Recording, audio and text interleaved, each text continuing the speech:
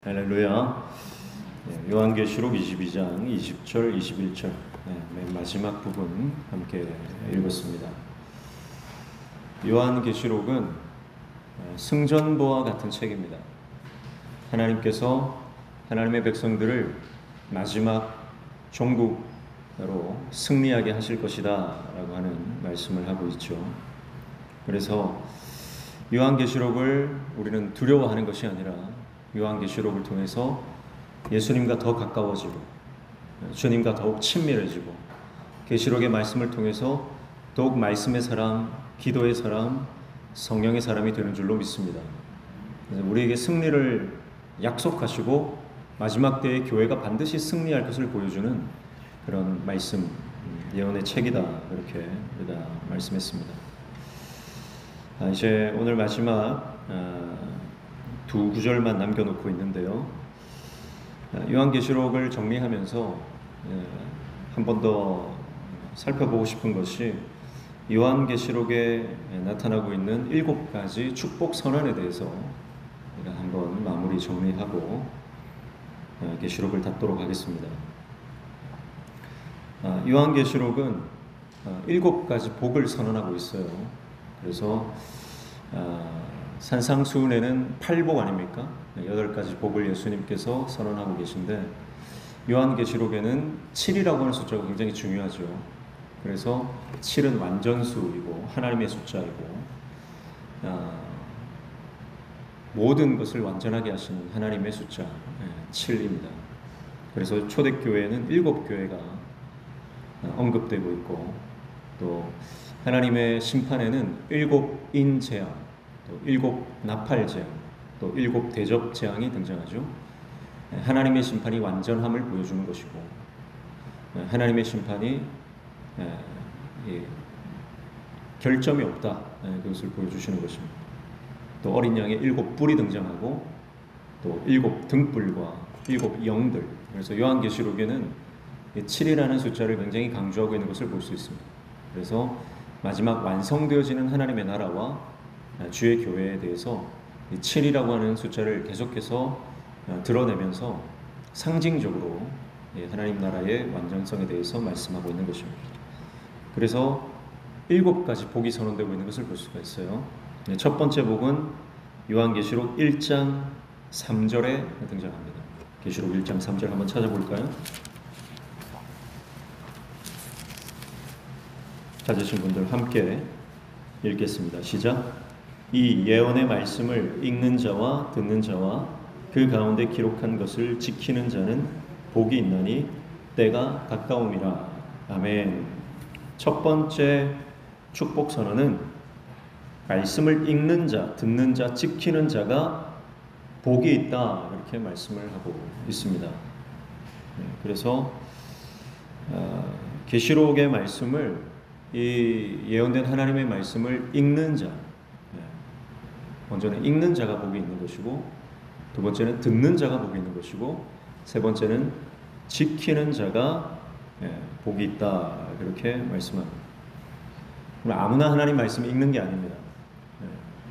내가 지금 하나님 말씀을 읽고 있는 것이요 복임 줄 깨달으시기를 축복합니다. 하나님 말씀 내가 눈으로 이렇게 읽는 것도요 이게 하나님께서 우리에게 주신 가장 큰 복 중에 하나다라고 하는 것입니다. 성경책이 아무리 널려 있고 하나님의 말씀이 아무리 많아도 펴서 읽는 사람은 드뭅니다. 오늘날은 우리가 집에 성경책이 버전마다 갖춰져 있고 몇 권씩, 어떤 집에는 10권도 넘게 성경책이 있습니다. 그러나 그 성경책을 열어서 펴서 읽는 사람들은 그렇게 많지 않다는 거죠. 내가 하나님 말씀을 읽는다라고 하는 것은 내 안에 믿음이 있는 것이고 하나님의 말씀을 사모한다는 것이고 하나님의 은혜를 갈망한다는 거죠. 그래서 말씀을 사모하는 자가 말씀을 읽는 것입니다. 그리고 말씀을 듣는 자, 오늘 예배당에 나와서 이 수요 예배에 하나님 말씀을 듣는 것, 이것이 큰 은혜인 줄로 믿습니다. 아무나 이 자리에 앉아 있는 것 아니죠. 수요일 저녁 7시 반에 교회에 나와서 하나님께 예배하고 설교를 듣는다라고 하는 것은 굉장히 피곤하고 굉장히 어려운 일, 그러나 우리가 믿음으로 이 자리에 나온 것이 우리 기분이나 감정이나 상황이나 여러 가지 처지나 형편이 우리를 여기로 인도하는 게 아니거든요. 그것을 극복하고 돌파하고 나온 것 아닙니까? 내 기분을 돌파했고, 내 감정을 돌파했고, 내 상황을, 내 처지를 내가 뚫고 나왔기 때문에 이 자리에 앉아서 하나님 말씀 듣는 것이죠. 그래서 하나님의 말씀을 듣는 것이 우리에게 얼마나 큰 복인가. 그리고 여기서 듣는다라고 하는 것은 단순히 설교를 듣는다는 것을 넘어서서 하나님의 음성을 듣는 것을 말합니다. 그래서 여러분의 인생 가운데 날마다 하나님의 음성이 들려지시기를 축복합니다. 그래서 하나님의 말씀을 듣는다는 것은 내 영안이 열린 것이고 내 귀가 열린 것이다. 아무리 옆에서 말씀을 많이 전해도 귀가 닫혀 있으면 듣지를 못합니다. 예수님이 오셔서 이 땅에서 공생의 기간 동안 3년 반 동안 하나님의 말씀을 선포하고 수많은 설교를 했지만 바리새인들은, 종교 지도자들은 그 말씀이 들리지 않는다는,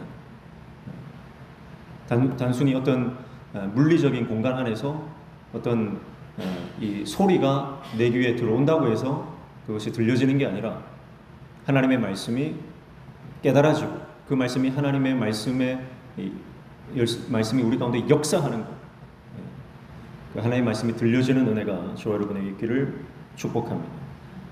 자, 그런가 하면 지키는 자가 복이 있다고 했어요. 그래서 읽고 듣고 내가 말씀을 읽고 묵상하고 또 하나님의 그 읽은 말씀, 그 말씀이 깨달아지고 하나님의 음성이 들려지고 때로는 환상을 보여주시고, 그런데요 그걸로 끝나면 안 된다는 거예요. 지켜야 된다는 거예요. 순종할 때 참된 복이 있는 줄로 믿습니다. 그래서 말씀을 읽고 듣고 그 다음 단계인 순종의 단계로 나아가는 자가 복이 있는 것입니다. 오늘 저와 여러분이 하나님의 말씀을 읽고 듣고 순종하는 하나님의 종 되시기를 축복합니다. 그래서 하나님의 말씀이 들려올 때 그걸 믿어야 돼요. 우리 안에 먼저 믿음이 있어야 믿음이 발동될 때 그 말씀에 순종할 수가 있는 거죠. 우리가 잘 아는 얘기 중에 2차 대전에 그 오노다 히로라고 하는 사람이 있지 않습니까? 그는 필리핀의 한 어느 섬에 파병이 되어서 거기에서 군사작전을 수행하던 사람입니다. 그런데 일본이 패전했잖아요. 그래서 일본이 패전했고 전쟁이 끝났다, 그 소리를 들었어요. 근데 믿지를 못합니다. 그 말을 믿지를 못하니까 29년 동안 혼자서 게릴라 작전을 하는 거예요. 함께 있었던 수십 명의 부하들 다 한 사람 한 사람 죽어나가고, 그리고 절반 정도는 전쟁이 끝났다는 소식을 듣고 투항을 했거든요. 근데 끝까지 남아서 자기 혼자 남을 때까지 끝까지 전쟁이 끝났다는 말을 믿지를 못하는 겁니다. 그래서 끝까지 저항하다가 29년 만에 그 모험가에 의해서, 일본인 모험가에 의해서 설득당하고 그렇게 투항을 하게 되는 거죠. 우리의 삶이 그렇지 않습니까? 이미 하나님께서 계시록의 말씀을 통해서 우리가 승리했다는 것을 선포하셨어요. 우리는 승리가 보장된 존재입니다. 그런데 그 말을 믿지를 못하고 늘 두려워서 숨어 있는 거예요. 밀림 속에, 정글 속에 숨어 들어가서 아무도 찾지 못하는 곳에 숨어 들어가서 겨우 목숨만 연명하는, 그래서 약탈을 해야 하고 또 동네에 몰래 내려가서 사람을 죽여야 되고 물건을 훔쳐서 약탈을 해야 되고 하는 그 죄를 반복해서 짓는 삶을 사는 거죠. 전쟁이 끝났다는 소식을 믿지를 못하니까 영적으로 우리가 하나님께서 우리 삶을 책임지신다, 우리가 주님 말씀 붙잡으면 우리는 반드시 승리한다, 하나님께서 우리를 도와주신다, 그 말씀을 믿지를 못하면요 우리가 담대해질 수가 없습니다. 두려움 속에 살아갑니다. 계속해서 죄를 짓는 이유가 뭡니까? 하나님의 말씀이 믿어지지 않기 때문에 그래요. 하나님의 말씀을 순종하지 못하기 때문에 그런 거예요. 그래서 끊임없이 우리는 죄악 가운데 숨어서 하나님 이 존전을 앞에서 피해서 계속해서 숨어 지내는 거죠. 아담과 하와가 죄를 지었을 때에 숨는 거 아닙니까? 자기를 가리는 거 아닙니까? 하나님께 드러낼 수가 없는 거예요. 죄가 있으니까. 여러분, 하나님께서 우리에게 은혜 주셔서 우리 안에 믿음이 있고 그리고 그 믿음대로 순종하며 나아가는 삶이 하나님의 가장 큰 복인 줄로 믿습니다. 그래서 첫 번째 계시록에서는 읽고 듣고 지키는 자가 복이 있다 그랬어요. 마지막 때를 우리가 살아가고 있는데 어떤 사람이 복 있는 사람입니까? 세상적으로 성공하고 많은 것을 가지고 많은 사람에게 존경받고 인정받는 삶이 그 사람이 복 있는 삶이 아니라 하나님의 말씀 붙잡고 그 말씀 순종하며 나아갈 때 그것이 가장 복된 인생임을 알고 끝까지 주님 말씀 붙잡는 저와 여러분 되시기를 축복합니다. 두 번째 축복 선언은 14장 13절에 등장하고 있습니다. 14장 13절. 찾으신 분들 함께 읽겠습니다. 요한계시록 14장 13절 시작. 또 내가 들으니 하늘에서 음성이 나서 이르되 기록하라. 지금 이후로 주 안에서 죽는 자들은 복이 있도다 하시매 성령이 이르시되 그러하다. 그들이 수고를 그치고 쉬리니 이는 그들의 행한 일이 따름이라 하시더라. 아멘. 여러분, 주 안에서 죽는 자가 복이 있다. 그렇게 두 번째 축복 선언을 하십니다. 이것은 우리가 가지고 있었던 기존의 죽음에 대한 해석, 죽음에 대한 생각, 죽음에 대한 시선, 이게 완전히 뒤집어 엎어지는 사건이에요. 우리는 죽으면 절망입니다. 죽으면 다 끝났다 생각합니다. 죽으면 슬퍼요. 죽으면 절망이에요. 그런데요, 주님은 그렇게 보지 않습니다. 다 우리는 죽음을 향해 달려가고 있지만 모든 사람이 죽지만 다 같은 죽음을 당하는 게 아니라는 것입니다. 주님 안에서 죽는 자가 있고 주님 밖에서 죽는 자가 있다. 그래서 주님 안에서 죽으면 죽음조차도 복이 된다, 그렇게 선언하고 있습니다. 그러므로 사랑하는 성도 여러분, 죽음을 두려워하지 마시기를 축복합니다. 우리 안에 죽음이 아무리 가까이 다가왔다 하더라도, 실제로 우리 삶의 영역 안에 죽음이 있다 할지라도, 여러분 그 죽음조차 주님은 영광으로 바꾸시고 우리에게 복으로 바꾸시는 분인 줄로 믿습니다. 그래서 믿음을 가지고 주님 위해 살다가, 내가 단 하루를 살아도 내가 주님 위해 살다가, 주님 영광 위해서 살다가 내가 이 땅을 떠나면 그 떠남이 하나님께 영광이 된다라고 하는 거예요. 세상 사람들은 저 사람의 인생이 끝났으니까 이제 다 볼 일 없다, 끝났다, 그렇게 생각할지 몰라요. 그래서 그 사람들에게 기억이 잊혀지고 더 이상 관심이 없고 주목하지 않는 그런 상황이 펼쳐질지 모릅니다. 그러나 하나님은요, 믿음의 종이, 하나님의 백성이 주님 안에서 죽는 그 죽음을요, 절대 여러분 무시하지 않았어요. 그 죽음을 주목하십니다. 그 죽음을 기뻐하십니다. 그 죽음을 영광스럽게 바꾸어 주십니다. 그래서 여러분, 초대교회 성도들은 죽음의 위협이 있었지만 그 죽음을 회피하지 않습니다. 그 죽음을 받아들입니다. 왜냐하면 그 죽음이 하나님께서 영광스러운 복으로 바꿔주실 것을 믿었기 때문입니다. 초대교회 성도들이 정말 힘든 상황 가운데 있었죠. 너무 말로 할 수 없는 핍박과 고난과 멸시와 천대와 일상을 이어나갈 수 없는, 그래서 바벨론의 그 음행의 포도주를 마시지 않은 사람들은 길드 조합에 가입이 될 수 없어요. 하나님만 섬기는 사람들은 이방 신전에서 제사를 드릴 수 없고 그 믿음을 고수하기 위해서 길드에서 추방당하는 겁니다. 그러면 장사도 할 수 없고 매매도 할 수 없고 그들이 살아갈 수 있는 것은 카타콤 무덤에 들어가서 그들의 신앙을 지키며 하루하루를 주님만 바라보며 살아가는 것이죠. 그럼에도 불구하고 그들이 그 현실을 돌파하는 영성이 어디에서 나온 겁니까? 그것은 바로 주님 안에 있으면 죽음조차 복되다라고 하는 것을 그들이 믿었기 때문입니다. 사랑하는 성도 여러분, 우리가 신앙생활을 할 때, 우리가 주님의 백성으로 이 땅을 살아갈 때 우리는 이중 정체성을 가지고 살아갑니다. 우리는 이 땅에서 살아가는 이 땅의 대한민국 백성이잖아요. 대한민국 국민이잖아요. 우리는 부산에 사는 부산 시민이잖아요. 그러나 여러분, 이것은 이 땅에 있는 우리의 정체성이고 우리의 본질적인 정체성, 그것은 우리가 하나님 나라의 시민인 줄로 믿습니다. 우리가 하나님 나라의 시민으로 이 땅에서 발딛고 살아가는 이 이중 정체성을 가지고 살아가기 때문에 오는 수많은 환난과 핍박과 고난과 손해와 억울함이 있다는 거예요. 그러나 손해도 복이 되는 것 줄로 믿습니다. 주님 안에서, 주님 때문에 손해보면 그 손해도 복이 되는 거예요. 하나님 나라의 상급으로 다 쌓이는 겁니다. 주님 때문에 내가 손해보고 누명을 쓰고 억울함을 당하고 내가 피를 흘려야 하고 내가 땀을 흘려야 하고 내가 이 땅에서 하는 모든 고난, 예수님 때문에 당하는 그 모든 고난은 하나님 나라의 상급으로 쌓이는 줄로 믿습니다. 그래서 모든 하나님의 백성들은 이 땅에 소망을 두지 않고 하나님 나라의 소망을 두며 하나님 나라에 쌓일 상급을 기대하며 그렇게 살아갔던 것이죠. 그렇기 때문에 짐승의 표를 받지 않고 끝까지 믿음을 고수할 수 있었던 것입니다. 사랑하는 성도 여러분, 오늘 저와 여러분이 바벨론이 주는 이 짐승의 표를 받는 것이 아니라, 이 짐승의 표라고 하는 것은 세상 방식, 세상 가치관, 혹자가 어떤 사람들이 말하는 베리칩이다, 바코드다, 그런 게 아니고요. 여기서 말하는 짐승의 표 666이라고 하는 것은 세속적인 가치, 하나님 나라의 가치를 비방하고 대적하며 하나님 없이 살 수 있다고 말하는 모든 사상과 철학들, 이 모든 것이요 짐승의 표입니다. 오늘 저와 여러분이 이 짐승의 표, 세상 가치, 세상 방식, 바벨론의 음행의 포도주를 받아 마시고 세상과 타협하는 인생이 아니라 죽음조차 돌파할 수 있는 믿음으로 끝까지 신앙을 고수하며 나아가는 하나님의 종 되시기를 축복합니다. 그래서 주 안에서 죽는 자는 복이 있다. 여러분, 이 신앙이 확고하면요 더 이상 죽음 때문에 우리가 두려워하는 삶이 아니라 죽음 앞에서도 당당하게 주님 바라보게 되는 줄로 믿습니다. 세 번째 축복 선언은 16장 15절에 등장하고 있습니다. 16장 15절 함께 읽습니다. 시작.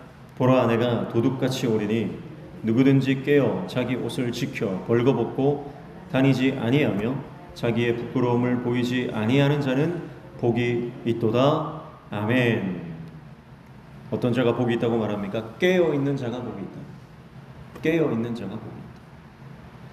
그래서 깨어 있다라고 하는 것은 영적으로 잠들지 않았다는 것이고, 영적으로 잠들지 않았다는 것은 내가 영적인 감각이 살아 있다는 뜻입니다. 그러니까 오늘 말씀에 부끄러움이라는 단어, 이 단어가 나오는데, 그러니까 지금 내가 이 땅을 살아갈 때 뭐가 정말 부끄러운 일인지 깨달아 아는 사람이에요. 이 깨어 있는 자는 정말 진정한 가치가 뭔지를 아는 사람이에요. 내가 지금 목숨 걸고 있는 것, 마지막 주님 앞에 섰을 때에 내가 지금 목숨 걸고 있는 것, 지금 당장 그걸 내가 놓지 못하는 게 있다는 말이죠. 그걸 가지고 주님 앞에 섰을 때 부끄러울지 부끄럽지 않을지 그걸 깨닫는다는 겁니다. 여러분이 지금 정말 목숨 걸고 지키는 게 뭡니까? 목에 칼이 들어와도 빼앗기지 않으려고 저항하는 그 가치가 뭐예요? 그게 내 목숨입니까? 그게 내 건강입니까? 그게 내 명예입니까? 아니면 내 돈입니까? 재산입니까? 아니면 내 자녀입니까? 자식입니까? 남편입니까? 아내입니까? 여러분, 내가 정말 그거 들고 주님 앞에 섰을 때 부끄럽지 않을 수 있냐는 거예요. 깨어 있으면 내가 무엇을 위해 살아가고 무엇을 위해 죽는지를 바르게 분별해 나가게 되는 줄로 믿습니다. 그래서 지금 우리 개인의 심령 안에 뭔가 하나님 기뻐하지 않는 것이 있다. 그것이 깨달아지는 거예요. 그게 복입니다. 그래서 그걸 붙잡고 하나님 말씀 붙잡고 회개하는 거죠. 개인적으로 내 몸에 이상 신호가 오면 우리가 점검하잖아요. 병원에도 가고 건강검진도 받고 CT도 찍어보고 MRI도 찍어보고 내 몸에 뭔가 이상 신호가 있다 그러면 우리는 병원에 가서 검진을 받아 보는 것입니다. 그게 이제 내가 감각이 살아있다는 거잖아요. 감각이 살아있으니까. 근데 감각이 없는 분들, 성경에 나오는 이 문둥병에 걸렸다 그러면 아파도 아픈지 모르는 거예요. 감각이 없으니까요. 그러니까 영적으로 여러분, 우리가 영적 문둥병에 걸리면 감각이 없습니다. 지금 내가 심각한 영적 위기에 빠져 있는데도 깨닫지를 못하는 거예요. 우리 가정이 지금 심각한 영적 위기에 빠져 있음에도 불구하고 깨닫지를 못하는 거예요. 그러니까 하나님께서 꿈과 환상과 때로는 주변 사람과 그런 것들 통해서 하나님이 늘 말씀해 주시고, 우리가 말씀을 읽을 때, 또 우리가 말씀을 묵상할 때, 또 설교를 들을 때, 예배를 드릴 때 하나님 늘 말씀하시거든요. 근데 그 말씀을 듣도 깨닫지를 못해요. 그러면 하나님께서는 때로는요, 꿈을 통해서, 환상을 통해서, 누군가를 통해서 말씀해 주시거든요. 근데도 깨닫지를 못하는 거죠. 그럼 영적으로 깨어있으시기를 축복합니다. 영적으로 깨어있어요. 지난번에도 한번 말씀드렸지만 우리 집에 둘째 아이가 꿈을 꿨는데 누가 밖에서 문을 막 두드리더라는 거예요. 둘째 아이가 나가서 문을 열었더니 어떤 신령한 분이 밖에 서서 여기 내가 기뻐하는 사람이 없다. 그런 꿈을 꿨다는 거예요. 제가 지금 정확하게 지금 기억하는지 잘 모르겠습니다. 어쨌든 그런 비슷한 꿈을 꾼 거예요. 그 꿈을 이야기를 하면서 저희 온 식구가 영적으로 긴장을 했어요.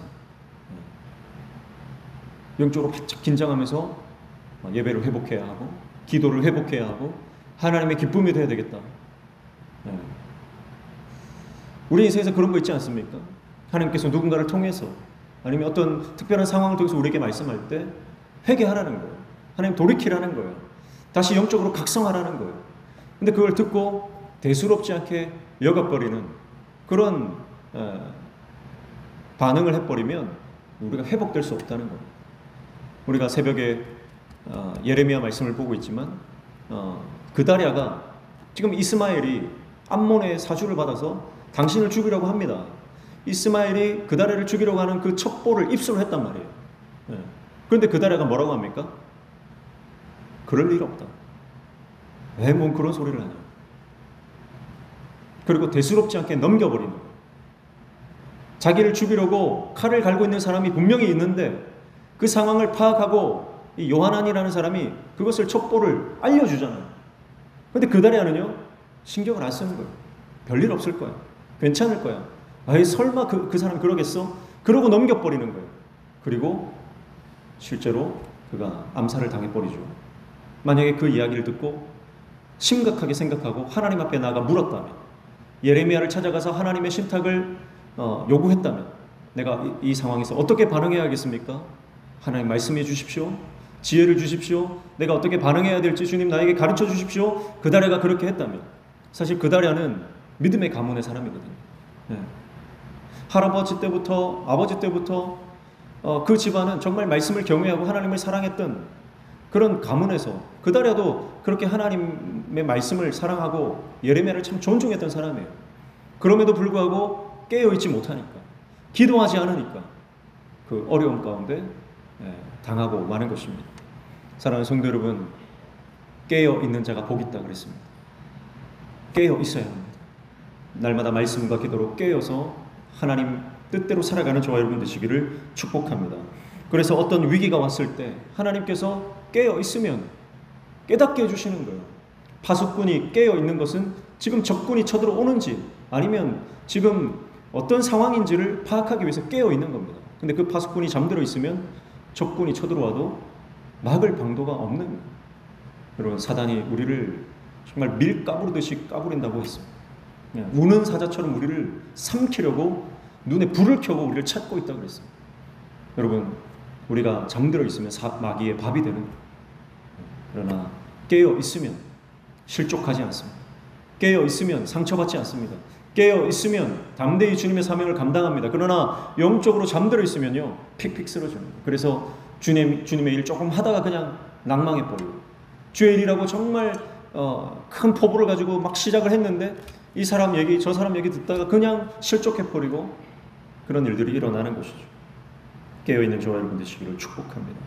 깨어있는 것은 하나님 주신 복이다.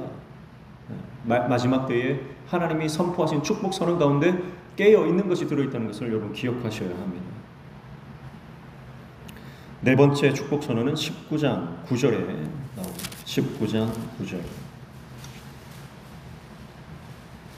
19장 9절 함께 읽습니다. 시작. 천사가 내게 말하기를 기록하라. 어린 양의 혼인잔치에 청함을 받은 자들은 복이 있도다 하고, 또 내게 말하되 이것은 하나님의 참되신 말씀이라 하기로. 아멘. 네 번째, 어떤 사람이 복이 있다라고 말씀하십니까? 바로 어린 양의 혼인잔치에 청함을 받은 자들, 초대받은 자들이 복이 있다, 그렇게 말씀하고 있습니다. 사랑하는 성도 여러분, 오늘 우리가 믿음으로 주님의 자녀된 것, 우리가 하나님의 부르심을 받고 그 부르심에 응답하여 아멘으로 화답하여 주님의 자녀가 되고 세례를 받고 하나님 백성이 되고, 이 모든 것이 하나님의 복인 줄로 믿습니다. 그냥 내가 예수 믿은 게 아니라는 거예요. 그냥 내가 하나님의 자녀가 된 게 아니라는 거예요. 하나님이 우리를 불러주셨기 때문에, 하나님이 우리를 초청해 주셨기 때문에, 우리가 그 초대장을 받고 응답했기 때문에 여러분 우리에게 복이 있는 것입니다. 그래서 하나님은 이 땅에 하나님의 백성들이 하나님의 혼인잔치에, 어린 양의 혼인잔치에 다 참여하기를 원하신다라고 하는 것입니다. 우리가 초대장을 받은 사람으로서 어떻게 해야 됩니까? 초대에 참석할 합당한 모양을 갖춰야 된다고 하는 것입니다. 아무나 그냥 들어갈 수 없죠. 그래서 이 땅에서는 생존과 생계를 위협하며 믿음의 변절을 요구하는 시대에 우리가 살고 있습니다. 초대교회 성도들도 그랬고 지금을 현재를 살아가는 저와 여러분도 마찬가지예요. 예수님 믿는다는 것 때문에 생계를 위협받는 경우가 있을 수 있고, 예수님을 믿는다는 것 때문에 우리 생존의 위협까지도 당할 수 있습니다. 변절하면 살려준다고 하는 세상에서 우리가 살아갑니다. 기독교적 가치관을 포기하고 성경적 가치관을 포기하고 세상 철학과 세상 가치관을 받아들이라고 끊임없이 요구하는, 그래서 우상 앞에 절하라고 하는 요구를 우리는 끊임없이 당합니다. 그러면 성공한다고 보장해 줍니다. 네가 예수를 버리고 세상 가치로, 물질 만능주의로, 세속주의로, 첨단 기술 만능주의로 그렇게 살아야 네가 성공하는 것 아니냐. 우리에게 끊임없이 세상이 그렇게 도전합니다. 그러나 우리는 그 도전을 물리치고 성도의 고귀한 정체성을 잃지 않은 신부로서, 혼인잔치의 청함을 받은 거룩하고 깨끗한 정결한 신부로서 우리가 하나님 앞에 살아가야 하는 것이죠. 그래서 내가 예수님 믿은 것, 이게 은혜인 줄로 믿습니다. 내가 지금 믿음으로 하나님 앞에 신앙생활하고 우리 가족이 믿음으로 주님 바라보며 하나님 앞에 살아가는 그 모든 것이요, 내가 잘해서 된 게 아니라 주님이 나를 청해 주셨기 때문에, 나를 불러주셨기 때문에, 그 부르심이 있었기 때문에 우리가 그 믿음 부르심에 반응하고 믿음으로 화답하여 주님 자녀가 되고 하나님 백성으로 이 땅을 살아가는 것이죠. 이것이 마지막 때의 가장 큰 복 중에 하나다. 그래서 네 번째 복을 선언하시는 것입니다. 다섯 번째 축복 선언은 20장 6절 말씀에 등장합니다. 20장 6절 말씀 함께 읽습니다. 시작. 이 첫째 부활에 참여하는 자들은 복이 있고 거룩하도다. 둘째 사망이 그들을 다스리는 권세가 없고 도리어 그들이 하나님과 그리스도의 제사장이 되어 천년 동안 그리스도와 더불어 왕노릇하리라. 아멘. 첫째 부활에 참여하는 자들이 복이 있다, 그렇게 말씀하고 있습니다. 사랑하는 성도 여러분, 반드시 부활이 있는 줄로 믿습니다. 우리의 모든 상황과 우리의 모든 현실 세계와 우리가 지금 지나고 있는 모든 우리의 삶의 자리, 거기서 받는 모든 고난과 핍박과 아픔과 마음의 상처, 여러분 그것을 한 번에 역전시키는 단어가 있습니다. 그것이 바로 부활인 줄로 믿습니다. 우리에게는 부활이 있기 때문에 소망이 있는 것입니다. 부활이 없다면 우리가 믿는 것이 헛된 것이 될 것입니다. 그러나 예수님께서 부활하셨기 때문에, 예수님께서 부활의 첫 열매가 되셨기 때문에 우리는 그 다음 열매로 부활에 참여하게 되는 줄로 믿습니다. 20장쯤 오니까 들었던 말씀이 좀 기억나지 않습니까? 저도 앞에 거는 설교했던 것도 잘 기억이 안 나는데 20장쯤 오니까 이거 얼마 전에 했었지 하면서 생각이 좀 나거든요. 그래서 첫째 부활은 영적 부활이다. 둘째 부활은 육신의 부활이다. 기억나시나요? 첫째 사망은 육신의 사망이다. 둘째 사망은 영적 사망이다. 그래서 첫째 부활에 참여하는 자는 반드시 둘째 부활에 이르게 된다. 그렇죠?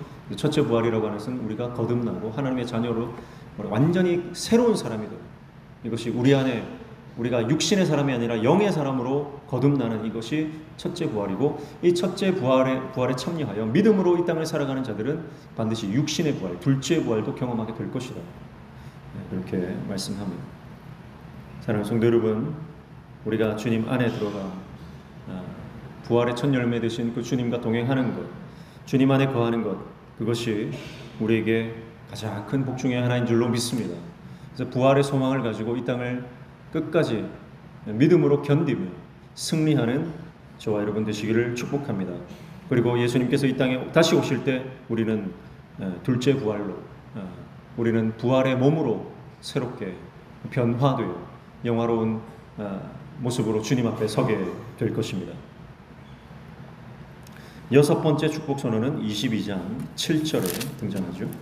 22장 7절 같이 읽습니다. 시작. 보라, 내가 속히 오리니 이 두루마리의 예언의 말씀을 지키는 자는 복이 있으리라 하더라. 아멘. 이 두루마리의 예언의 말씀을 지키는 자가 복이 있으리라 하더라. 이것은 먼저 말씀을 읽는 자, 듣는 자, 지키는 자가 복이 있다라고 하는 것을 다시 반복하면서 강조하고 있습니다.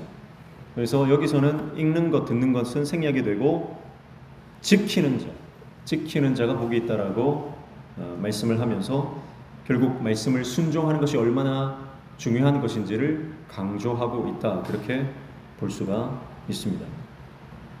그래서 예언의 말씀을 지킬 때, 순종할 때 여러분 우리는 마지막 때를 준비할 수 있다, 그렇게 말씀하는 것입니다. 자, 여기에서 단서가 있죠. 보라 내가 속히 오리니 그랬습니다. 속히 오리니. 우리가 주님의 말씀을 어떻게 지킬 수 있습니까? 영적인 긴장감을 가지고 주님께서 곧 오신다는 이 영적 긴박감을 잃지 않을 때 우리가 말씀을 순종할 수 있다, 그렇게 말씀하는 것이죠. 우리 자녀들이 부모님이 엄마 아빠 나갔다 올 테니까 오기 전에 방 청소해 놓고 설거지 해놔라. 그러면 아이들이 바로 하나요? 바로 안 하죠. 네. 엄마 아빠가 저녁 약속하고 밤 9시 10시쯤 들어올 거야 그러면 언제부터 엄마 아빠 말씀에 순종하기 시작합니까? 엄마 아빠 오기 전에 한 30분 전부터, 한 15분 전부터 큰일 났다, 엄마 아빠 곧 오시겠네, 그때부터 청소하고 빨래하고 설거지하고 그렇게 하는 거죠. 그와 같은 거예요.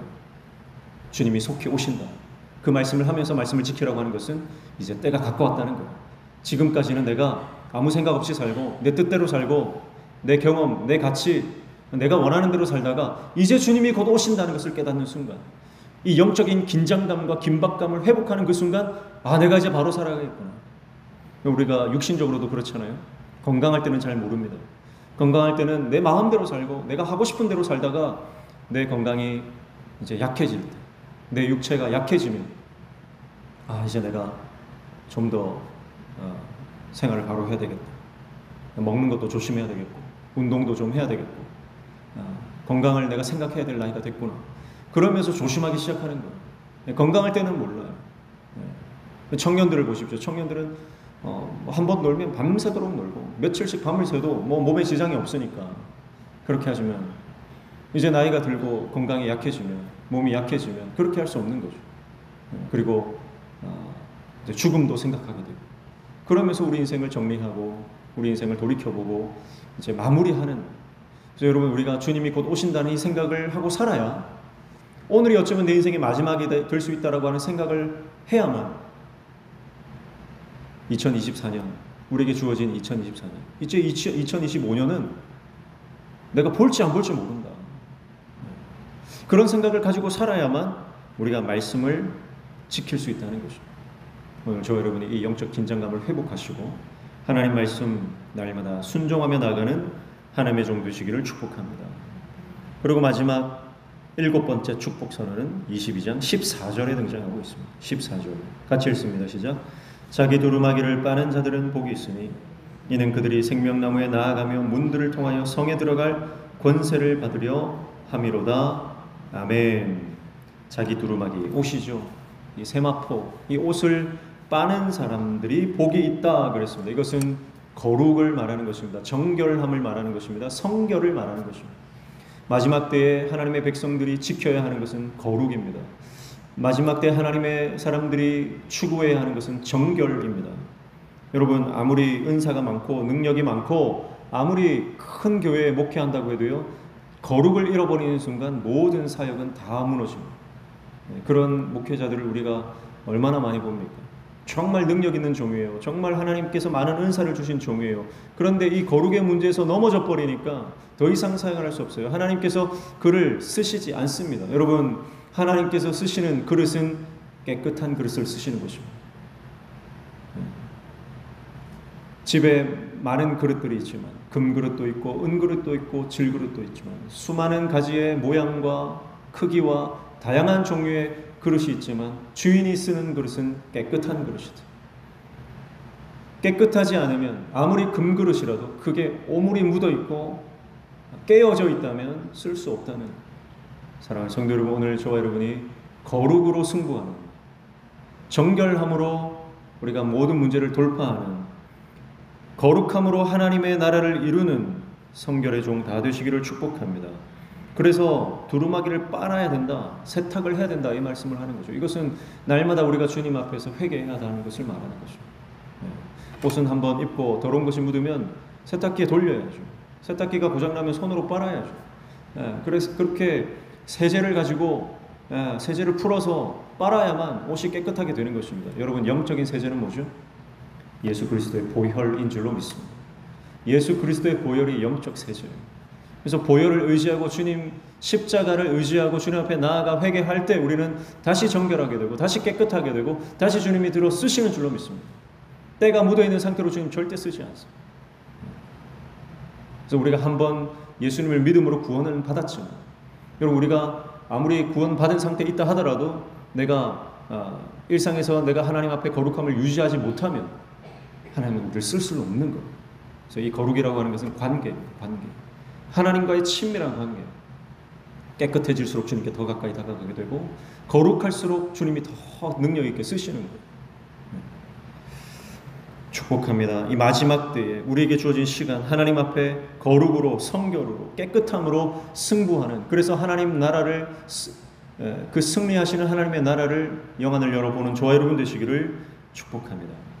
이렇게 요한계시록은 7가지의 축복 선언을 하고 있는 것을 우리가 볼 수가 있습니다. 정리하면요, 이 복들은 물질적인 복이 아닙니다.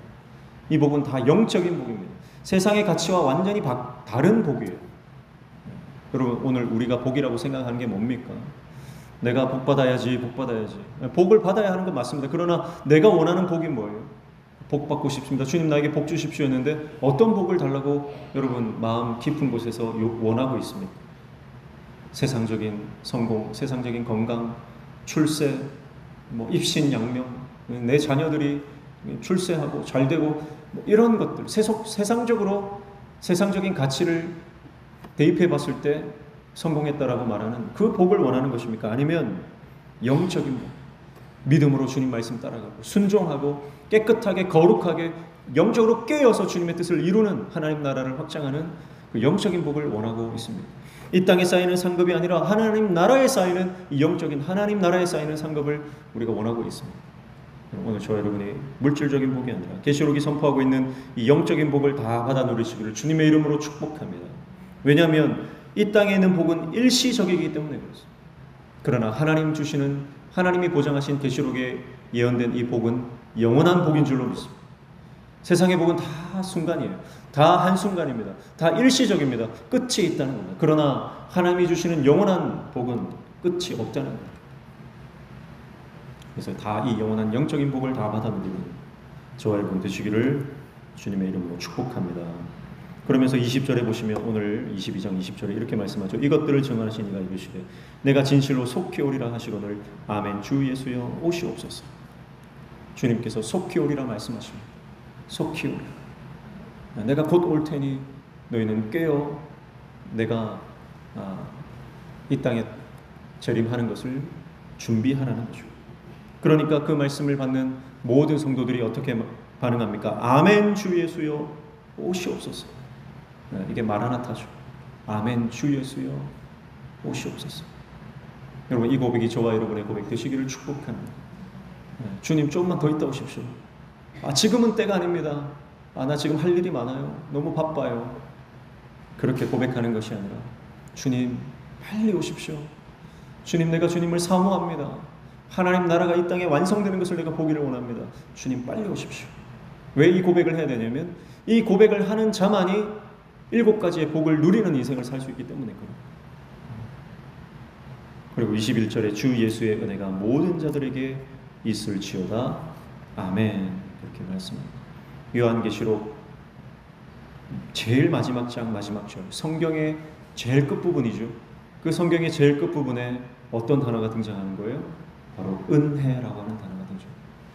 여러분, 그래서 우리 인생의 처음이자 마지막, 우리가 끝까지 잃어버려서도 안 되고 우리가 간과해서도 안 되는 우리 신앙의 핵심이 뭐냐? 그래서 바로 은혜다라고 하는 것입니다. 은혜다. 은혜 없으면 우리가 살아갈 수 없고, 하나님의 은혜 없으면 우리가 믿음으로 이 땅을 승리할 수 없는 것입니다. 하나님의 은혜가 있으니 우리 가정이 사는 것이고, 하나님의 은혜가 있으니 내가 믿음으로 서는 것이고, 하나님의 은혜가 있으니 내가 사명 감당하는 것이고, 하나님의 은혜가 있으니 우리 교회가 주님 앞에 들려 쓰임받게 되는 줄로 믿습니다. 모든 것이 은혜. 내가 지금 살아서 숨을 쉬고, 내가 주님 앞에 예배하고, 하나님 나라를 꿈꾸며, 주님을 위해서, 하나님 나라를 위해서 내 젊음, 내 재정과 내 건강과 내 삶의 모든 시간들까지 주님 앞에 드릴 수 있는 것도 내가 잘해서 그런 거 아니라 하나님의 은혜다. 하나님의 은혜다. 그래서 오늘 저와 여러분이 하나님 주시는 그 은혜의 사람 되시기를 주님의 이름으로 축복합니다. 요한계시록이 끝났는데요, 성경의 제일 마지막 장, 마지막 구절을 보면 이제 더 이상 넘겨도 말씀이 안 나오잖아요. 그렇죠? 우리 인생도 이와 같이 마지막 때가 있다. 더 이상 넘길 페이지, 이 땅에서는 더 이상 쓰여지지 않고 넘길 페이지가 없는 날이 반드시 온다는 것. 그러나 그 페이지는 하나님 나라에서 다시 펼쳐지고, 다시 쓰여지고, 다시 기록되고, 다시 우리 인생, 새로운 인생이 시작되는 줄로 믿습니다. 그래서 끝나버릴 이 땅의 삶에 연연하지 말고 하나님 나라의 소망을 두고 꿈을 꾸며 저 여러분이 이 땅에서 승리하는 하나님의 종들 다 되시기를 주님의 이름으로 축복합니다. 함께 찬양하겠습니다. 찬송가 301장